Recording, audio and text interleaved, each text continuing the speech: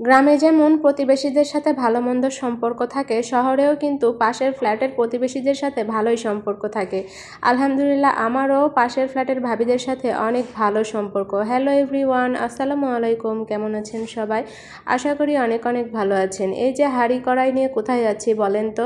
বেশি দূরে না, এই তো আমি থাকি 6 তলায়, আর 5 তলায় একটা ফ্ল্যাটের ভাবির বিবাহ অ্যানিভার্সারি। তো ওনাদের 1 বছর পূর্ণ হয়েছে, সেই উপলক্ষে একটু অনুষ্ঠান করতে আর আমাদের দাওয়াত দিয়েছে। তো ভাবির একদম ছোট পরিবার, মানে স্বামী স্ত্রী মাত্র 3 মাস ধরে সংসার করতেছে, আর তার আগে বাড়িতেই ছিল। তো ভাবি বলতেছিল, ভাবি আমার বড় বড় হাঁড়ি কড়াই নেই, একটু আপনার হাঁড়ি কড়াই নিয়ে চলে আসেন। তো আমি আসলাম, এসে দেখতেছি তাদের কাজ মোটামুটি অনেকটা করে ফেলেছে। তো উনি বলতেছিল যে ভাবি আমি কিন্তু বেশি মানুষের আয়োজন কখনো করিনি, আপনি একটু আমাকে হেল্প করবেন। তো আমি বললাম আচ্ছা ঠিক আছে। এখানে ছিল 25 জন মানুষের আয়োজন।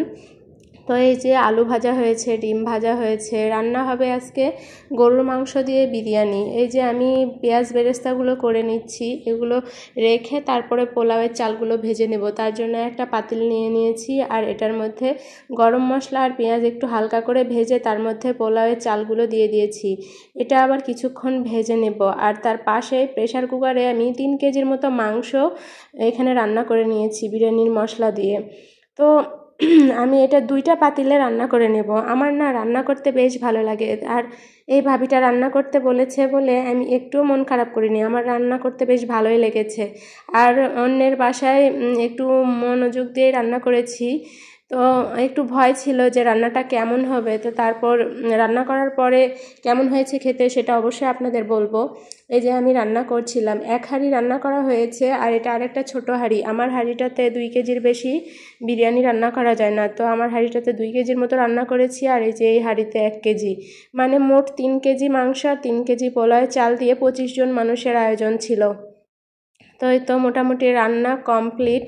তারপর আমরা অনেকটা আনন্দ করেছি, অফ ক্যামেরায় আনন্দ করেছি, আর অন ক্যামেরাতেও অনেক কিছু আপনাদের দেখাবো। দেখেন, ভাবি আবার আমাদেরকে সেমাই খেতে দিয়েছে। আমরা এখানে 4 জন ভাবি বসেছিলাম, তো 4 জনকে খেতে দিয়েছে। তারপর তো আমি আবার বাসায় থেকে রেডি হয়ে চলে আসছি।